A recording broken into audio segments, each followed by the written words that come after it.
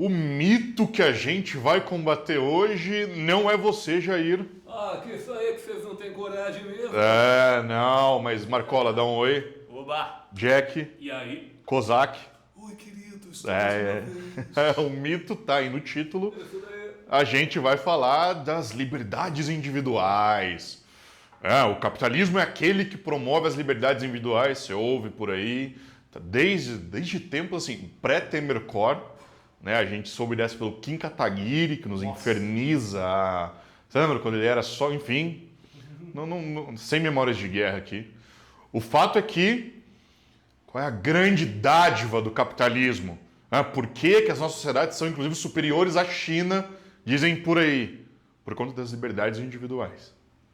Assim, o mito, a grande narrativa que a gente ouve até então, incontestável, inclusive muitos comunas concordam e tal, não conseguem argumentar muito bem em relação a isso, o capitalismo promove as liberdades individuais. Mas a gente vai ver aqui que a história não é muito essa. Assim, né? O objetivo desse vídeo é justamente mostrar que, em consonância com a teoria crítica contemporânea, não é verdade, de modo algum, que o capitalismo seja aquele sistema que promova as liberdades individuais. Nós vamos provar, na verdade, que é o oposto. Que o capitalismo é, em essência, contrário às liberdades individuais. Contrário àquela que era uma aspiração das luzes e, voltando, né, muitos marxistas, inclusive, a Comunidade esquece que, em parte, sendo o socialismo um herdeiro das luzes, ele deveria supor uma emancipação não só social, como também uma emancipação singular. A palavra satânica, uma emancipação individual. Esse era o projeto das luzes, de uma dupla emancipação. E o fato é que, se isso é esquecido por muitos socialistas, também na verdade, é combatido pelo capitalismo. O capitalismo combate, seja a emancipação social, seja a emancipação individual. E nós vamos demonstrar isso por meio de 4 movimentos aqui, 4 momentos. Né? A inspiração para essa divisão é do livro Ressonância, do Hartmut Rosa. Marcola está botando na tela aí. Colocando. E o Rosa nos traz esses 4 momentos, a partir dos quais nós podemos compreender como o capitalismo, como a nossa sociedade, ela, na verdade, nos impede, cada um de nós, de viver aquela que é a boa vida, aquela que é a vida que nós gostaríamos de eleger para nós mesmos. Bom, então vamos logo, então, para esses 4 momentos. O primeiro momento, né, é aquele momento em que nós chamamos de abertura ética da modernidade. Assim, a modernidade, esse é um momento... Nós temos 2 momentos culturais e 2 momentos estruturais. Vamos fazer um vídeo algum dia, inclusive, distinguindo cultura de estrutura, mas aqui não importa tanto. O fato é que o primeiro grande momento é um momento cultural, e esse momento que a gente pode chamar de abertura ética da modernidade. O que isso significa? Significa que, em oposição à Idade Média, em oposição a muitas sociedades antigas, em oposição a muitas sociedades extramodernas, ainda que contemporâneas às sociedades modernas, a modernidade, ser moderno, significa que nós não chegamos ao mundo eticamente consensual. O nosso mundo, ele não tem uma ética consensual. Ele não é dotado de um senso comum ético. Isso quer dizer mais concretamente que a modernidade tem como um projeto de si mesma que ela seja aberta de um ponto de vista ético. Que você aí que está nos assistindo possa escolher a sua religião, possa escolher os seus valores, possa escolher o seu modo de viver, a cor do seu cabelo, quantos parceiros você vai ter. A modernidade, ela é eticamente aberta porque ela não impõe, por princípio, ela não impõe uma cosmovisão, ela não impõe uma visão de mundo, ela é aberta. Um segundo momento cultural da modernidade é que, como ela é eticamente aberta, existe o que o MacIntyre, um filósofo norte-americano, um dos grandes que morreu há pouco tempo, existe um processo chamado de privatização do bem, ou privatização do bom. É muito simples. Quer dizer justamente que, como a modernidade é eticamente aberta, a tarefa de escolher quais são os valores com os quais cada um concorda é de cada um mesmo. Né? Existe uma privatização do bom. É quase autoevidente. Né? Cada um de nós escolhe privadamente aquilo que é o bem viver. Aquela que é a boa vida para si. Né? O que o Marco quer como boa vida, o que o Jack quer como boa vida. É aquilo que cada um deles escolher para si. Eles escolhem privadamente qual é a boa vida, por isso privatização do bom. Acontece que esses dois momentos culturais ocorrem em meio a estruturas. O nosso terceiro momento trata dessa primeira estrutura, que o Hartmut Rosa chama de estabilização dinâmica, mas que, para facilitar aqui, nós um dia faremos um vídeo sobre o que é estabilização dinâmica. A estabilização dinâmica nada mais é do que a dinâmica própria da modernidade, assim, a dinâmica estrutural da modernidade. Mas, para resumir as coisas aqui, nós vamos chamar basicamente de capitalismo. Tá? O terceiro momento, portanto, é o fato de que as nossas estruturas sociais se orientam segundo a lógica capitalista. Nós chegamos num mundo, tudo bem, eticamente aberto, no qual nós privadamente, em tese, escolhemos qual é a nossa boa vida, o nosso ideal de boa vida, mas esse mundo, nós chegamos, é um mundo capitalista. E do terceiro nós vamos para um quarto momento, que é este mundo capitalista, como forma de alocar os seus recursos, nos impõe, como dinâmica, a competição, a concorrência. De tal forma que agora a gente pode montar todo esse quebra-cabeça com a seguinte narrativa: você chega em um mundo moderno, eticamente aberto, não há mais um Deus a ser imposto sobre a sua cabeça, você se ajoelha para quem você quiser agora. E isto cabe a você, privadamente, a mais ninguém. Você institui qual é a sua boa vida, com qual Deus, com quais pessoas. Só que essa mesma modernidade te dirá, olha, para que você faça a sua escolha, você precisa antes garantir os seus recursos. Porque o mundo no qual você chegou é o mundo de competição do capital. É o mundo de acúmulo do capital que institui uma dinâmica de competição. Então, claro, assim, você até pode escolher a cor do seu cabelo, até pode escolher o Deus por qual você vai rezar.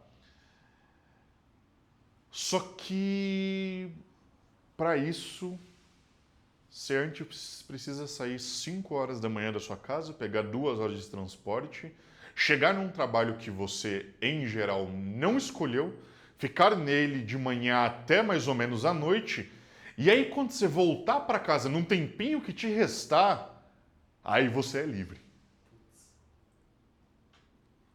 Aí, nos seus fins de semana, você pode, se não tiver numa 6x1, no domingo, talvez, escolher em qual igreja você vai para afogar suas mágoas, assim. Escolher que tipo de roupa você veste, escolher, assim, qual estilo será o seu, desde que você tenha vendido o seu corpo, a sua alma, na maior parte do tempo, que quer dizer a maior parte do tempo da sua vida, para um outro, para um patrão, para o capital.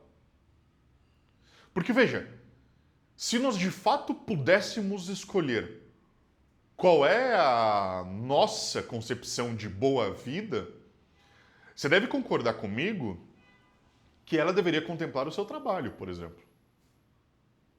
Né? Estamos nós aqui buscando, nós aqui o canal mesmo, tá? Eu aqui, né? Batendo assim na sua tela, o Marco aqui, né? Nós estamos tentando coadunar essas coisas, né? Assim, burguesinhos como somos, né? Assim, fazendo parte dessa bolha tão minúscula, tentando fazer com que o nosso tempo de trabalho coincida com o tempo que nós escolhemos para nós. Mas qual é a realidade da grande população, da humanidade mesmo? A realidade da humanidade é aquela que não escolhe o seu modo de viver. Concretamente, a modernidade não cumpriu a sua promessa. Nós não cumprimos a promessa de emancipação. Qual seja, a de que cada um viveria por si o seu ideal de boa vida e toleraria os outros. Né?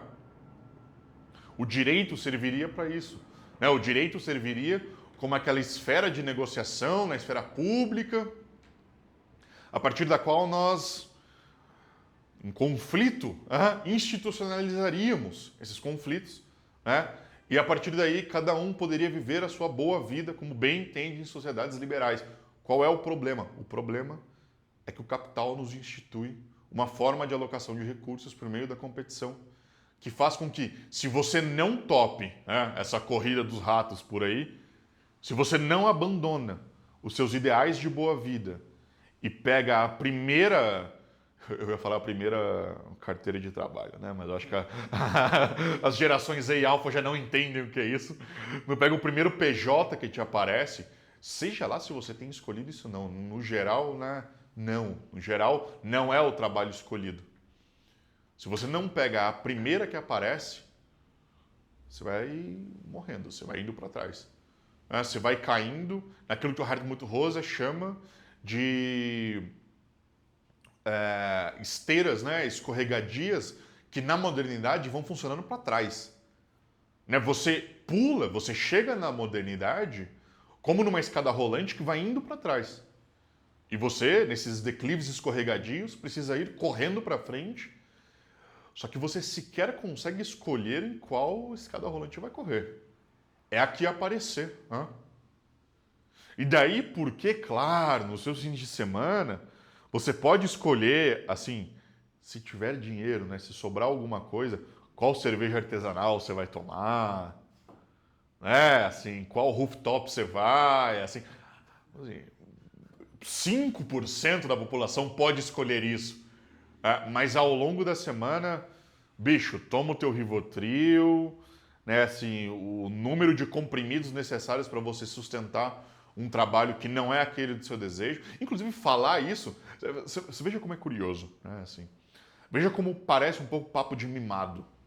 Como assim você quer que as pessoas... as mesmas pessoas que defendem uma sociedade liberal são aquelas que acharão um absurdo um mundo em que as pessoas pudessem escolher o seu trabalho. Você vê assim? Esse é o grau de barbárie que nós chegamos. Assim, imagina se as pessoas vivessem num mundo em que fosse possível escolher o próprio trabalho. E eu não estou falando aqui que o mundo sobreviveria só com um artista. Assim, até porque nós tratamos num outro vídeo sobre trabalho. Não é como se as pessoas quisessem só o trabalho de artista. Inclusive, eu tenho um amigo, por exemplo, que ele ardentemente deseja trabalhar com marcenaria. Se o cara é bolado com madeira, assim. Se o cara gosta mesmo, assim. Só que ele não trabalha com isso, porque, bom, a remuneração que ele encontraria seria baixíssima nas condições em que ele está, né? E ele trabalha com outra coisa. Veja, é um mundo que não possibilita, por sua própria estrutura e natureza, que você passe o seu tempo do modo como você deseja. E passar o seu tempo do modo como você deseja é outra forma de dizer que é um mundo que impede que você viva o seu ideal de boa vida. O seu ideal privado de boa vida. Nós apontaremos em outro vídeo também como é complicado essa privatização do bom, mas o fato é que essa era a promessa. A de um mundo livre que não imporia um projeto de boa vida para todos. Nas sociedades antigas e medievais, como funcionava? Você nascia servo, será servo para sempre. Seu avô foi sapateiro, seu pai será sapateiro, você, seu filho, por assim diante. Sim, claro, havia alguma mobilidade, alguma mínima mobilidade, mas o fato é que a sua vida não era escolhida, né? Você não escolhia o ideal de boa vida. Até porque você chegava numa sociedade em que a religião, a cosmovisão, assim, consequentemente, e tudo por diante, né, já era escolhido por você. O fato é que as sociedades plurais deveriam honrar o seu nome e não o fazem. Né? O fato é que o moderno, quando chega ao mundo hoje, não escolhe o modo como ele passará o seu tempo. E não escolhe, portanto, o modo como ele passará a sua vida. Não tem, significativamente, liberdade individual. Mas para que a gente continue esse papo, assim, como é que a gente poderia? Porque eu também não sou daqueles, você verá assim ao longo dos vídeos, que diz que o capital venceu. Assim, essa coisa de... Sabe essa coisa meio em voga entre a comunada, assim, do tipo... Não, as estruturas já se imporam, então não tem mais o que fazer, né? Vamos aguardar a revolução. Falar de qualquer tipo de projeto individual é coisa de liberal, de burguês... Não. Assim, eu acho que existem respostas a como, sim, positivamente, responder a isso coletiva e individualmente. Só que o nosso tempo está chegando ao fim aqui, o algoritmo ele nos impõe ao chicote do engajamento. E para que a gente consiga levar esse papo à frente sem as exigências sanguíneas do algoritmo, a gente precisa de um clube de membros, Marco e Jack. Isso aí. Porque lá no nosso clube de membros a gente consegue, inclusive, bolar estratégias que não necessariamente configurariam num vídeo de pauta quente, né? Para postar aqui, a gente só pode postar vídeo de pauta quente, vídeos mais rápidos, assim. E a gente quer levar umas reflexões mais profundas de como responder a isso e não necessariamente estar submetidos a pautas quentes. Né? Como é que a gente pode lidar com este mundo? Bom, a gente só consegue fazer isso numa área de membros.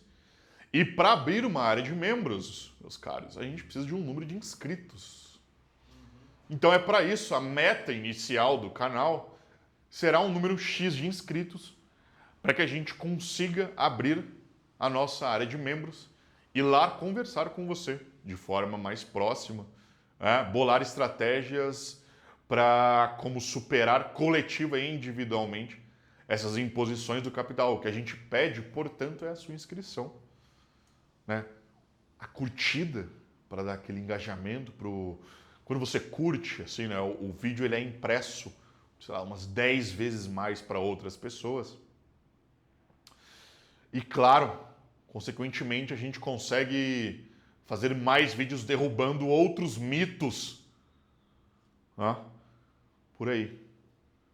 Daí porque a gente pede, portanto, a sua inscrição, a sua curtida, para que a gente volte derrubando outros mitos liberais aí e mais mitos onde quer que eles estejam. Certo? Que isso aí, não gostei desse final.